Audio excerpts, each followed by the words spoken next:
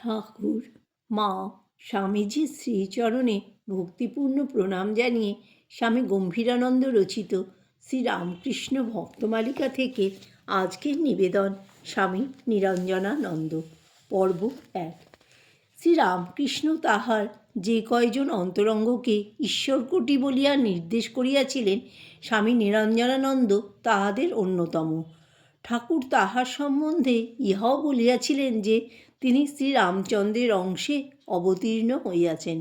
এই অতি উচ্চ আধ্যাত্মিক শক্তিসম্পন্ন মহাপুরুষ 24 পরগনা জেলার রাজারহাট বিষ্ণুপুর গ্রামে আনুমানিক 1862 খ্রিস্টাব্দে শ্রাবণ পূর্ণিমার দিনে জন্মগ্রহণ করে। তাহার পিতার নাম অম্বিকাচরণ ঘোষ এবং তাহার পূর্ব নাম ছিল নিত্য নিরঞ্জন ঘোষ। বারাসাত নিবাসী পণ্ডিত কালীকৃষ্ণ মিত্র মহাশয় তাহার মাতুল ছিলেন। নিরঞ্জন মাতুল মহাশয়ের কলকাতাস্থ বাটিতে থাকিয়া অধ্যয়ন করিতেন।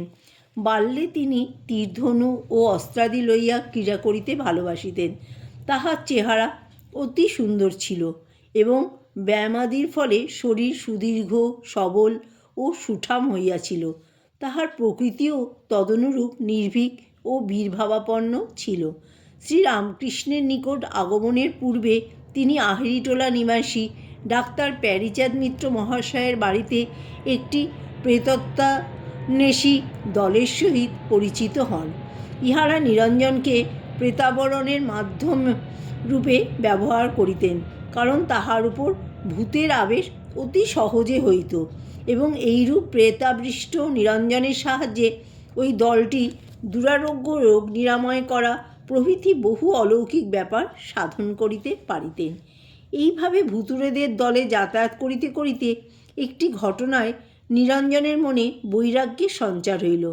জনৈক ধনশালী ব্যক্তি সুদীর্ঘ 18 বৎসর অনিদ্রায় ভুগিয়া অবশেষে নিরঞ্জনের শরণাপন্ন হন।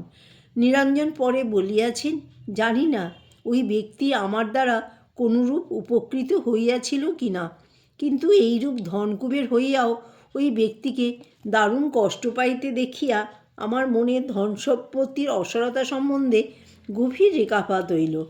বৈরাগ্য সঞ্চারের সঙ্গে সঙ্গে আধ্যাত্মিক রাজ্যের দ্বারও তাহার নিকট শীঘ্রই উদ্ঘাটিত হইল। তিনি লোকমুখে শ্রীরামকৃষ্ণের অদ্ভুত ভগবৎ প্রেম ও চিত্তাকর্ষক উপদেশের কথা শুনিয়া তাহাকে দর্শন করিতে উদ্গ্রীব হইলেন এবং অচিরেই প্রেততত্ত্ব অনুসন্ধাস্য জনকয়েক বন্ধুর সহিত দক্ষিণেশ্বরে শ্রীরামকৃষ্ণ সকাশে উপস্থিত হইলেন। নিরঞ্জনের বয়স তখন আনুমানিক 18 বৎসর। সুদীর্ঘ সুন্দর অবয়ব আর চক্ষে যেন জ্যোতি নির্গত হইতেছে।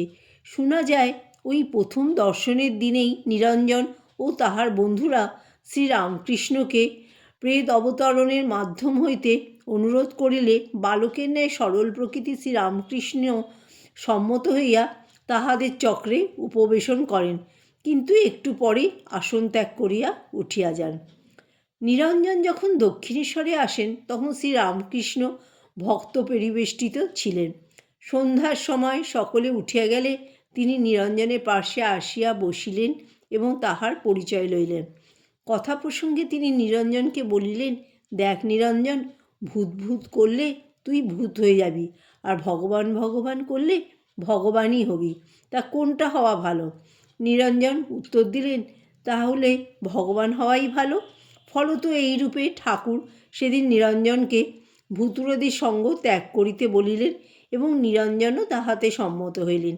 এই প্রথম দর্শনের সম্বন্ধে লাটু মহারাজ বলিয়াছিলেন, নিরঞ্জন ভাই দক্ষিণেশ্বরে যেদিন প্রথম গিয়েছিল সেদিন ঠাকুর তাকে বলেছিলেন, দেখ, তুই যদি সংসারের 99টি উপকার করিস আর একটা অপকার করিস তবে লোকে আর তোকে দেখতে পারবে না, কিন্তু ঈশ্বরের কাছে তুই যদি 99টি অপরাধ করিস আর একটা তার প্রীতির কাজ করিস তাহলে তিনি তোর সব অপরাধ মার্জনা করবেন।